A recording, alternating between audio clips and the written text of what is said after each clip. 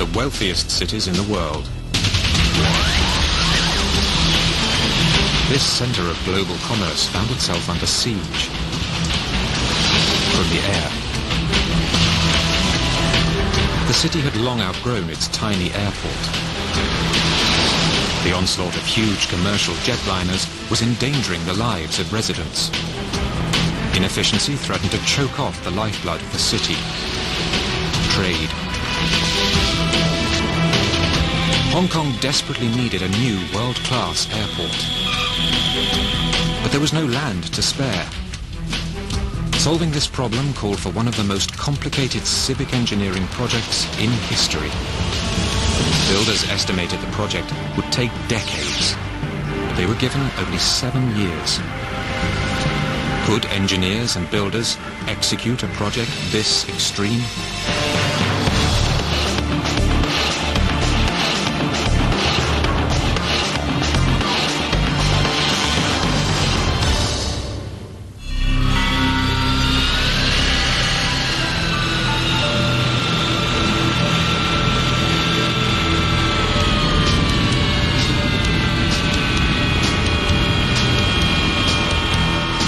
Kennedy Airport in New York. Cathay Pacific Flight 889 prepares for takeoff. It's bound for Hong Kong, but it's about to fly into a great unknown. The pilots have made this trip hundreds of times before, but never like this. Because even as the plane lifts off from New York, in Hong Kong, the airport suddenly goes dark. It's not a power failure. This is a historic event. The culmination of nearly a decade of frenzied planning and construction. Hong Kong has just shut down one of the world's major international airports. And, with planes en route, is moving the entire operation, staff and equipment, to a new location in only 7 hours.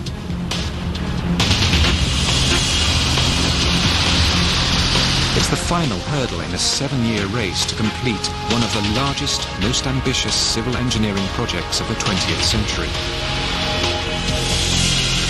It all began in the 1980s, when Hong Kong faced a critical turning point.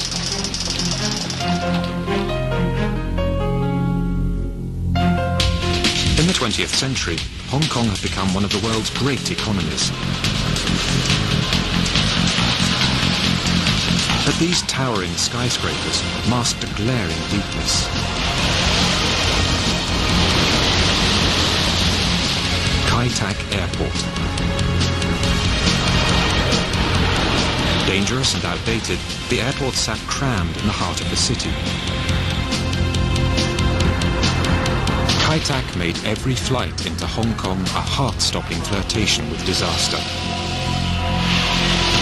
forcing massive jumbo jets to steer past mountains and skim the tops of apartment buildings.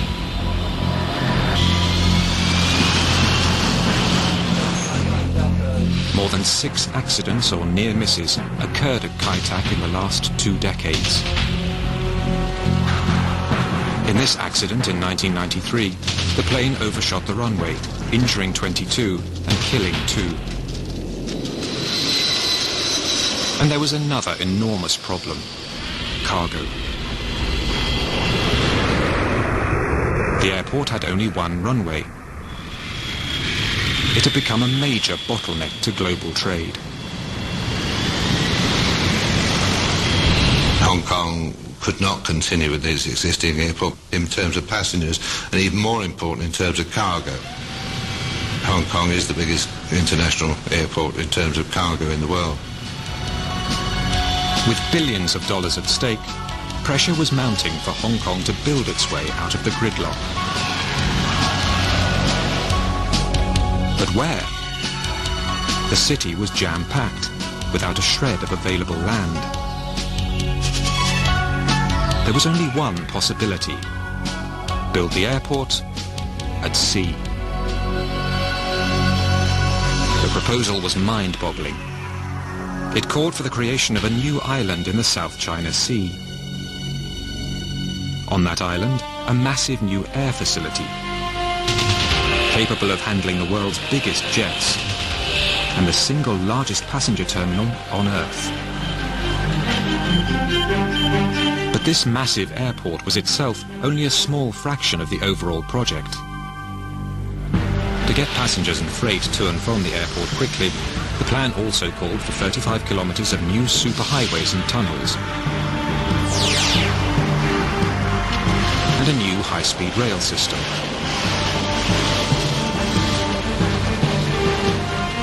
As well as the world's longest double-decker suspension bridge. City planners knew that without a new airport, Hong Kong's safety and economy were at serious risk.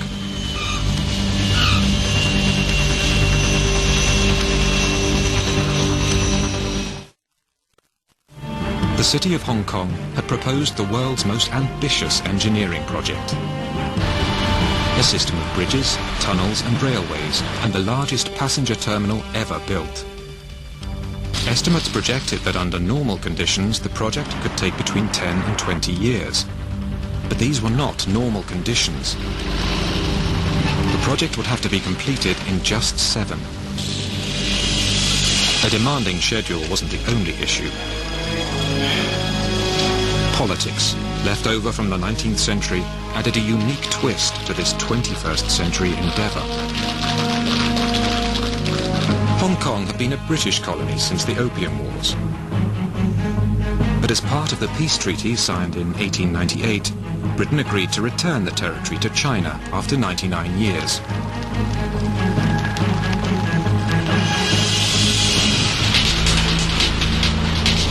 Now, that due date was a mere 7 years away. No one knew how the change in government would affect Hong Kong's economy, or the new airport.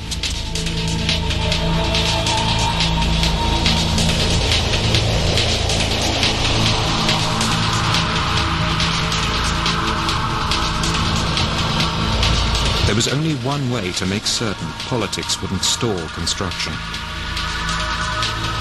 Finish the airport before the handover.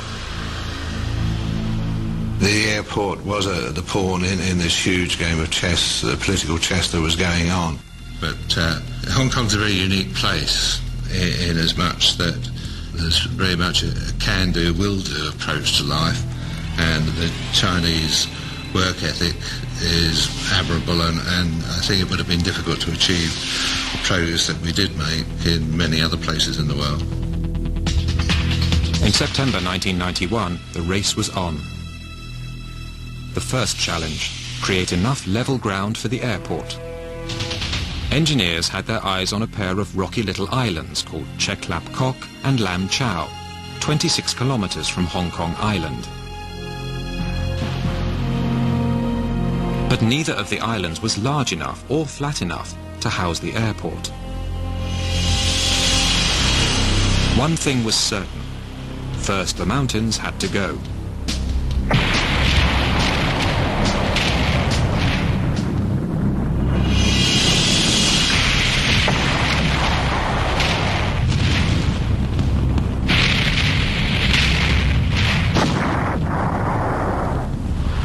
Then it was time for the army of workers to begin.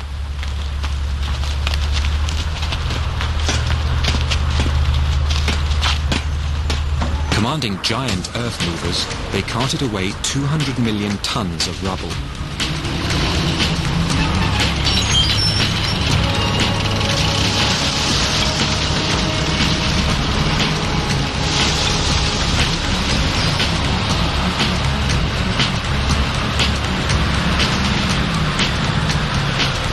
But all that material would not go to waste.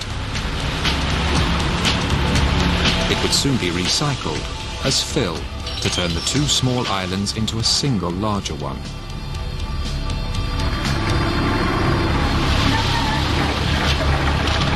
But before that could happen, the sea floor needed to be cleared. For this task, a fleet of the world's largest underwater dredgers arrived on the scene.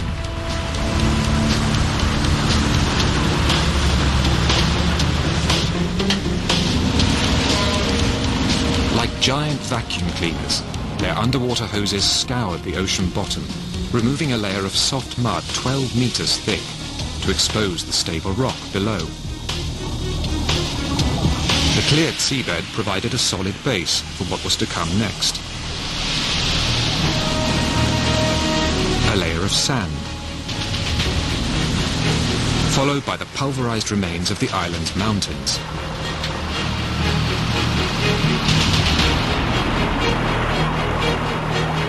With every truckload, the 2.4-kilometer gap between the two islands grew steadily smaller.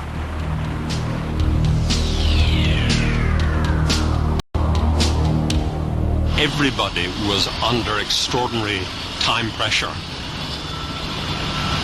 It was one of the world's biggest land-moving exercises in the history of the world.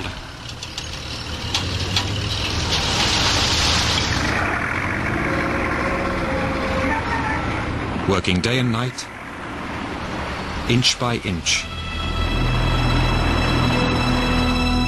Workers on land and sea slowly turned two islands into one. By the time they finished, the workers had moved more than 500 million tons of earth. Enough to fill the Roman Colosseum 200 times over.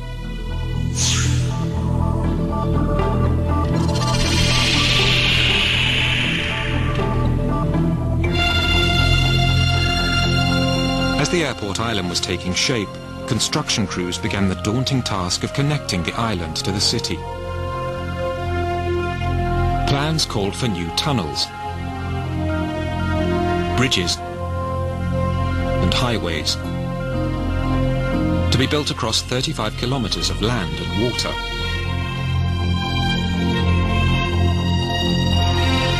Almost immediately, engineers ran into a problem: finding a way out of Hong Kong across Victoria Harbour.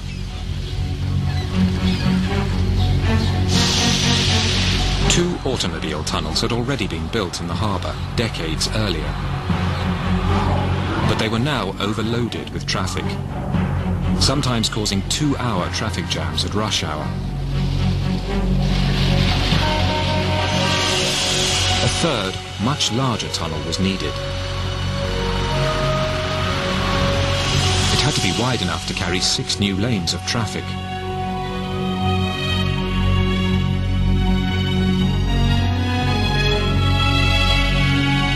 Engineers devised a plan to assemble the tunnel underwater from mammoth concrete and steel sections.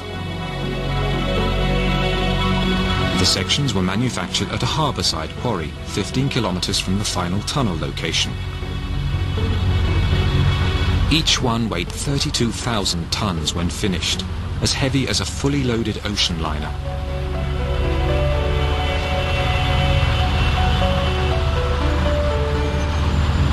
When a section was completed, builders capped both ends with watertight seals and then flooded the quarry.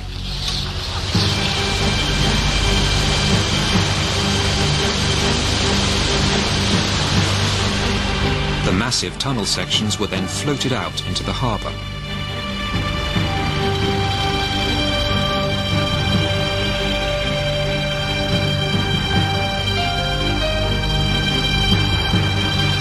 Once at the final location, the seals were broken, flooding the section and causing it to sink. Divers carefully guided the sections into place. Powerful hydraulic jacks pulled the sections together and created a watertight seal.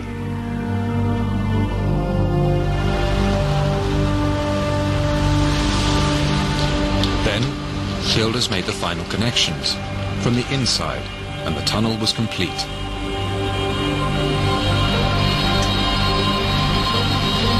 It lay more than 15 meters underwater and stretched for 2 kilometers, connecting the busy island of Hong Kong to the mainland.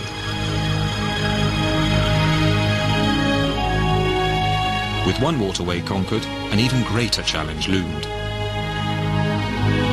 Along the proposed route from Hong Kong to the airport, there was one major water crossing to overcome. the nearly 5-kilometre span from the mainland to North Lantau Island. Initially, planners hoped to build another underwater tunnel here to carry airport traffic. But the channel turned out to be too deep. And heavy shipping traffic at the surface would have made underwater construction far too dangerous.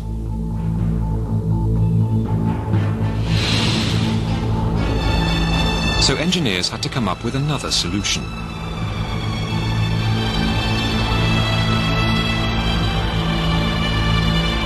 They proposed not one, but two massive bridges, long enough to span the waterways, and high enough to allow even the most gargantuan ships to pass underneath. The longer span, more than 2.5 kilometers long, would be one of the longest suspension bridges in the world. But it was a risky proposal. The bridge would need to withstand one of the most destructive forces on Earth: typhoons.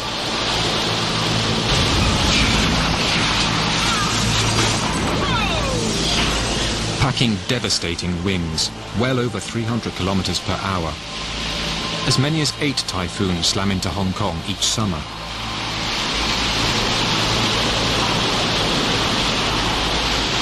Any bridge built here would have to first prove its strength in the laboratory. To understand how winds would affect the structure, engineers first created computer models. This model simulates the motion of the suspension bridge in a 65-kilometer-an-hour wind, amplified 1,000 times, allowing engineers to identify potential design flaws. Using the data collected, engineers next built a detailed scale model. They placed it in a high-speed wind tunnel and subjected it to a simulated Category 10 typhoon. The results were disturbing.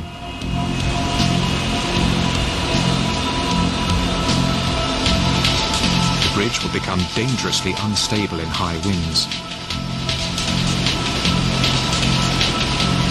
Designers couldn't make the bridge any shorter, so they made it heavier. Below the main roadbed, they added a lower deck for trains and 2 more lanes of traffic.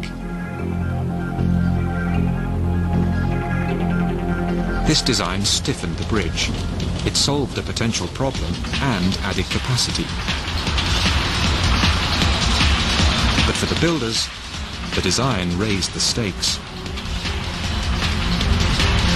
Now they had to build the largest double-decker suspension bridge in history, with no extra time to do it.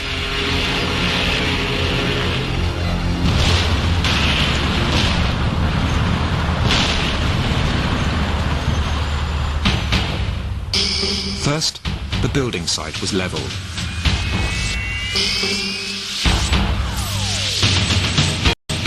Then, 2 mighty bridge towers were erected. They went up like skyscrapers, each more than 60 stories tall.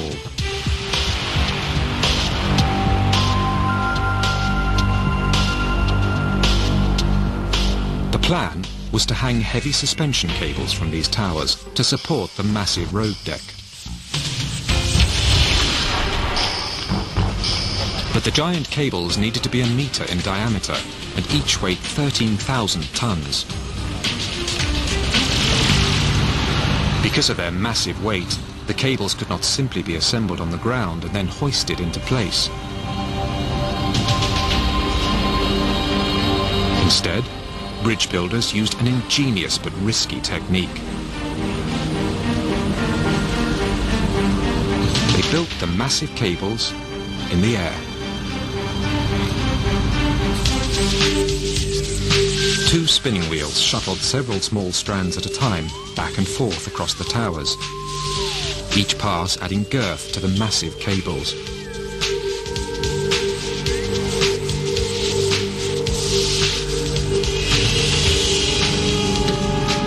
It's not a job for just anyone. It requires a head for heights and a stomach of steel. And that means specialists, like these sure-footed, fearless Gurkha engineers. Like Sherpas, they come from the slopes near Mount Everest in Nepal and have a long history of mountaineering.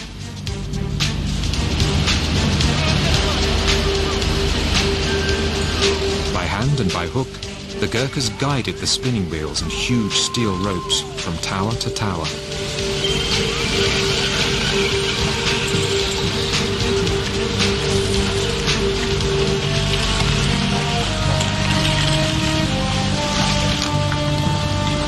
Engineers knew that during cable spinning, the bridge would be particularly vulnerable to extreme weather. If a typhoon were to suddenly strike, it could snarl the cables, hurling thousands of steel strands through the air like whips. So, racing against the weather, Gurkhas threaded 86,000 kilometers of steel cable through the air in just under 9 months.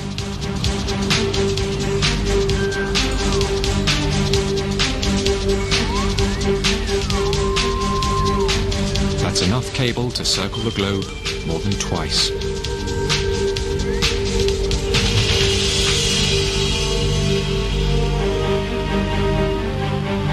Once the cables were secured in place,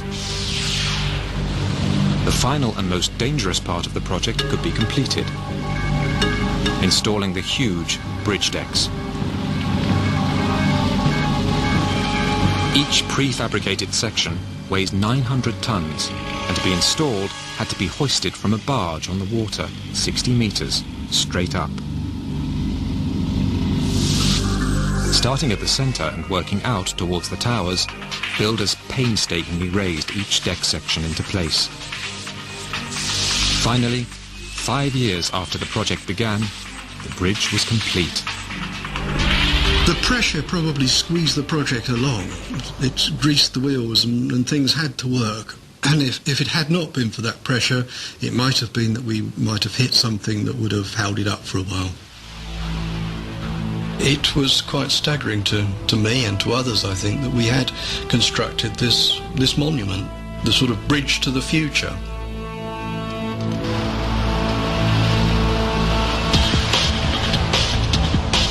The completion of the bridge and the tunnel provided the two crucial water links on the route from the city to its new airport.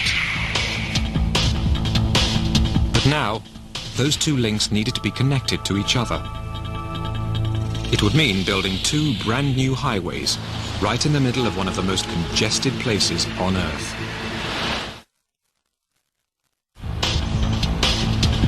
The city of Hong Kong had already built the largest bi-level bridge in the world and a 2-kilometer tunnel under Victoria Harbour, both in record time. Now it was time to construct the arteries that would link them together.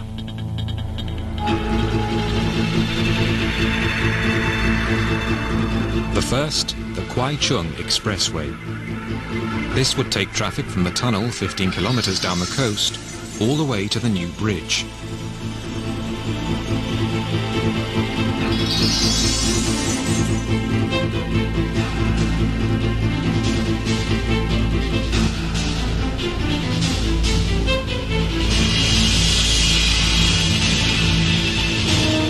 To keep congested Kowloon Port open and traffic moving, builders were forced to construct the new highway over an existing 15 lanes of traffic.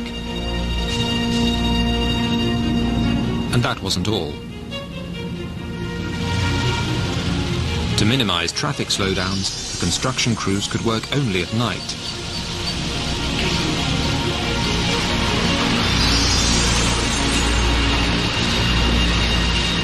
Road crews raced to bolt together Hong Kong's first ever highway in the sky.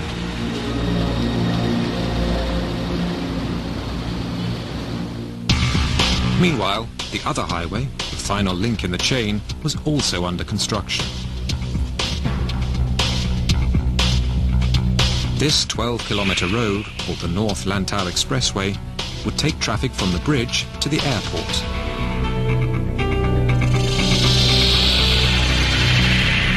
But this last leg also presented a major engineering challenge. The terrain where the highway was to go was made up of rocky, steep hills. So engineers came up with a novel solution. They decided to extend the coastline a kilometre out into the bay.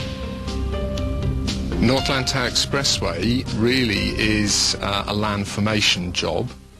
It comprises a lot of dredging of soft material from the seabed, building 9 kilometres of seawall and then 25 million cubic metres of land formation behind the seawalls. Then on top of that there was ultimately the road system, the airport railway to the airport and all of the supporting utilities to the airport that included water, gas, telephone, everything. Builders dumped more than 23 million tonnes of rock into the ocean. Enough stone to build a 1.5 metre wall from Moscow to Madrid. As a consequence of the high level of activity, we actually crammed into 4 to 5 years, 10 to 15 years of work effort.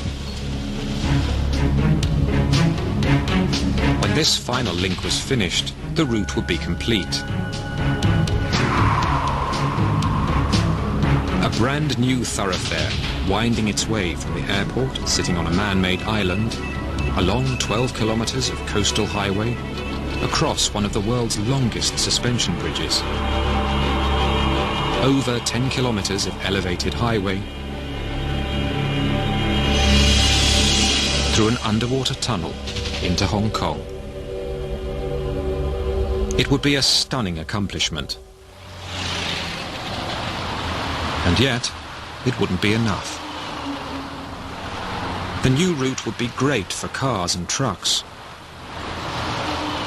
But it would do nothing for the 2.4 million people who use the subway.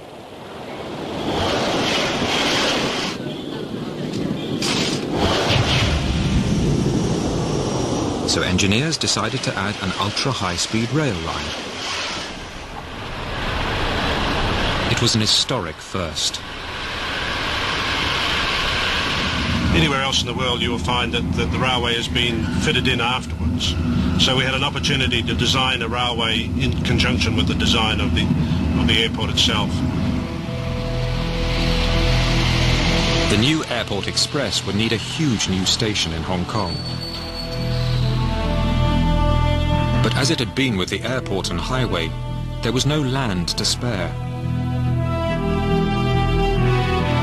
So, just as before, engineers created 20 hectares of new land in Victoria Harbour.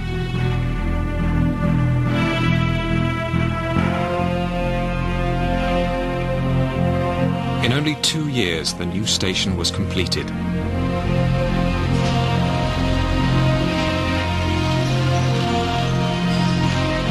A foyer to the distant airport. Here, passengers could check their bags onto their flights and settle in for a 20-minute ride beneath the harbour, across the bridges, along the coast, and step off the train inside the world's largest passenger terminal. There was just one problem. There was still no passenger terminal. Only 2 years before the project was due to be completed, construction finally began on the terminal complex. The plan called for the largest enclosed space in the world.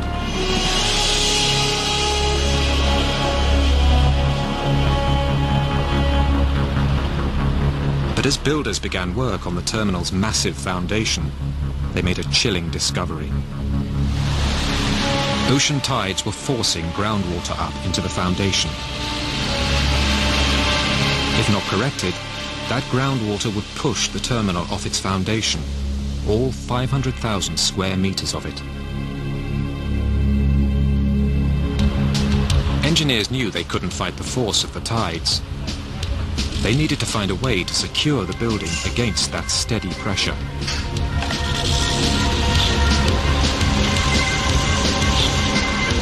Using massive hammer drivers, they pounded huge concrete piles into the earth, each weighing over 20 tons. The piles went through the landfill down to the ocean floor, effectively nailing the terminal to the bedrock.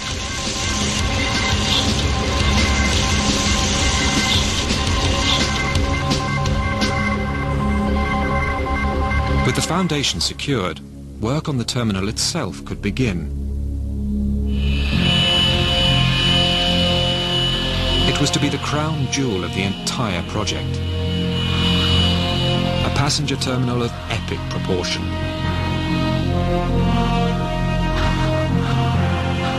Its bird-like design was symbolic of flight.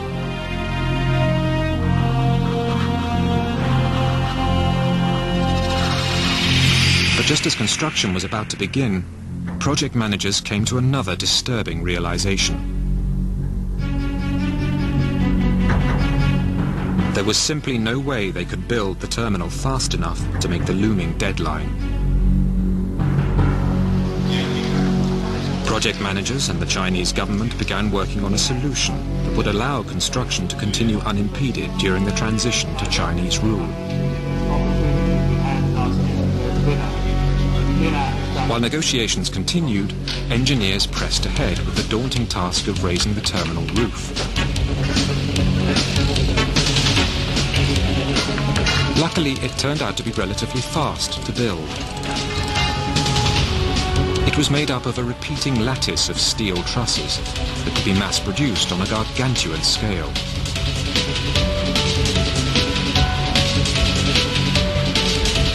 Builders set up an enormous assembly line to build 136 identical roof segments, each weighing 125 metric tons, and crafted out of more than 100,000 individual pieces. But the roof segments were so large, they couldn't be moved with existing equipment.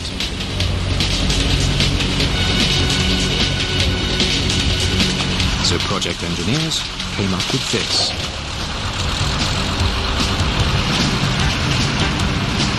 A behemoth robotic transport, piloted by a single operator with a remote control.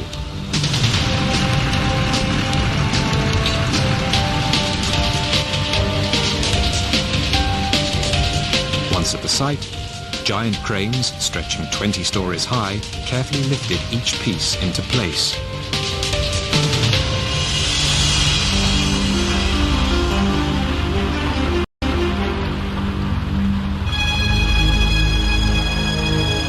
On the other side of the island, workers erected the airport's air cargo terminal.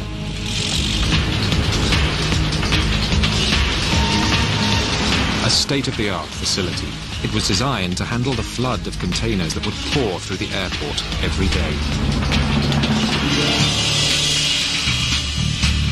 When finished, $9 billion of cargo each year would be routed to its proper destination, virtually untouched by human hands.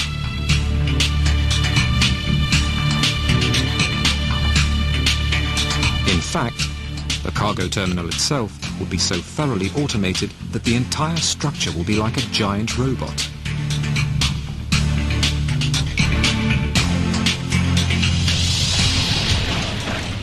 By the spring of 1997, construction was at a fever pitch.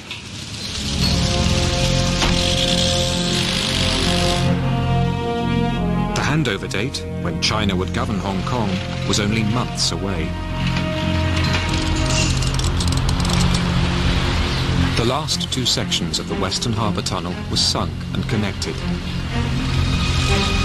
In Kowloon, labourers were putting the final layer of paving on a new elevated highway. The high-speed rails that would carry the new airport express train were getting a fine-tuning.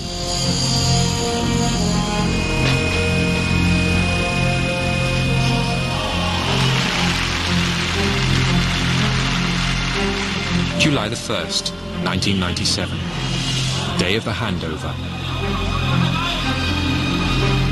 156 years of British rule drew to a close. Chinese President Jiang Zemin accepted Hong Kong back into China.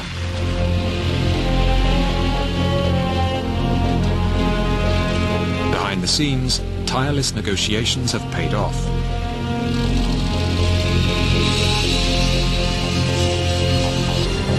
The Chinese agreed to 1 additional year to complete the airport.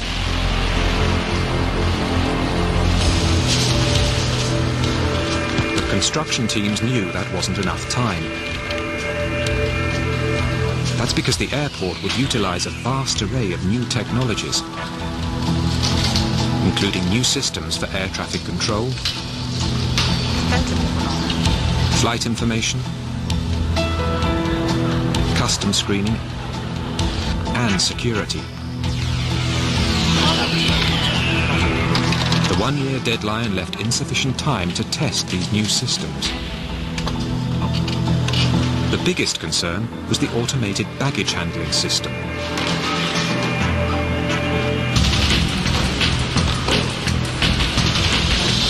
It was designed to be the largest system of its kind. Nearly 20 kilometers of conveyor belts and luggage sorters, filling the entire basement level of the terminal.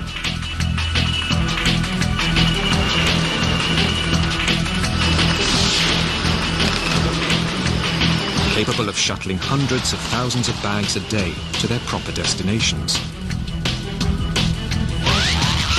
The system also needed to provide continuous tracking and the most meticulous security screening available. Engineers didn't expect such a large and complex system to work perfectly without plenty of testing. But on July the 6th, 1998, time was up. 7 years of round-the-clock construction. A $20 billion price tag.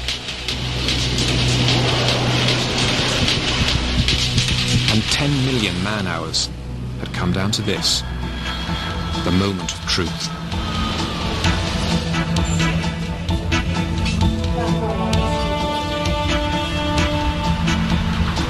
Shut down the old airport, divert all air traffic and completely relocate staff and equipment to the new airport.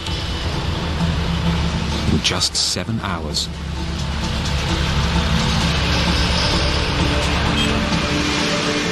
Meanwhile, thousands of kilometers away, Cathay Pacific Flight 889 was flying over Hawaii. It was scheduled to be the first plane to touch down at the new airport at 6:30 in the morning.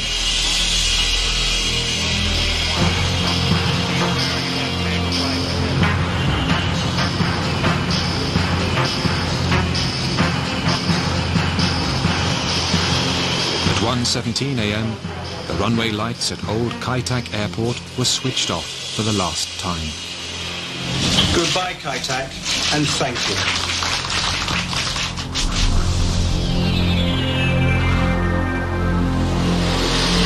Before dawn, on July the 7th, 1998, the massive land, sea and airlift was underway.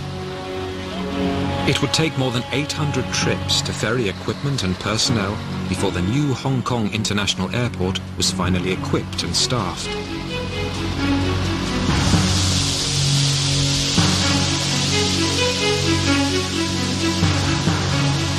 As the sun rose, new air traffic control made contact with its first customer. China Southern 306, course start.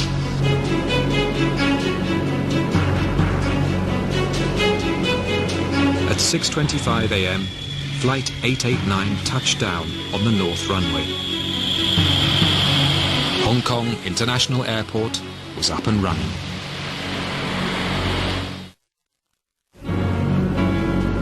Only 7 years after construction began on one of the biggest infrastructure projects of the 20th century, Cathay Pacific Flight 889 touches down at the new Hong Kong International Airport.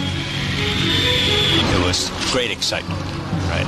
This was the very first aircraft that landed with passengers. Everybody is very happy, very celebratory mood. But elation quickly turned to concern. The flight information system suddenly gave out, wreaking havoc in the passenger terminal.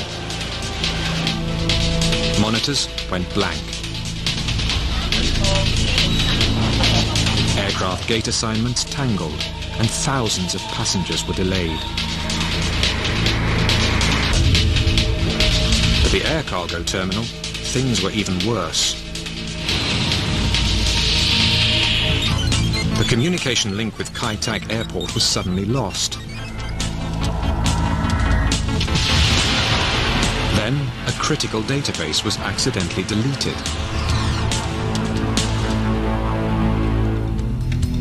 The most technologically advanced airport in the world was forced to sort all cargo by hand. But they couldn't keep up. Before long, the tarmac was packed. The airport was forced to turn away 50,000 tons of freight. It was a discouraging opening day. But over the next few days, things began to improve. One by one, engineers found solutions to the technical glitches.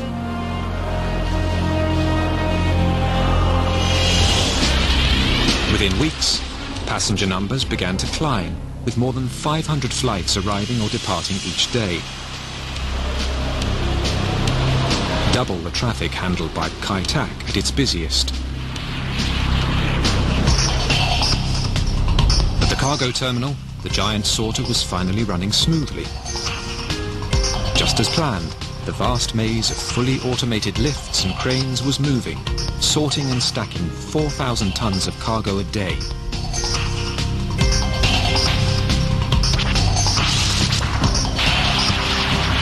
Within months of opening, the airport had become the new beating heart of the city, with Hong Kong's economic lifeblood coursing down its runways.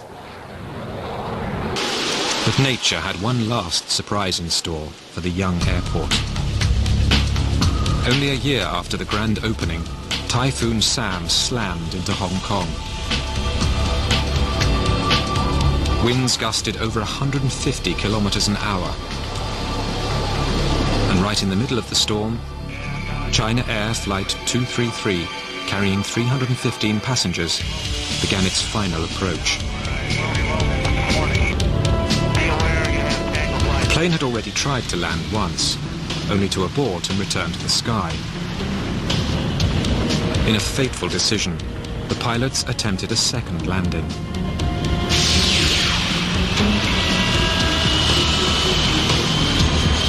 In the final seconds, the plane's right wing suddenly dipped, striking the runway. The plane flipped completely over and skidded down the tarmac. Emergency crews rushed to the burning plane. Still, 3 people were killed and over 200 were injured. It was the first serious accident for the Hong Kong International Airport. It led to stricter flight rules and improved weather radar. The new infrared system will most likely help to prevent similar accidents in the future. But what about the terminal structure itself? Can such a huge open structure really stand up to an even bigger disaster?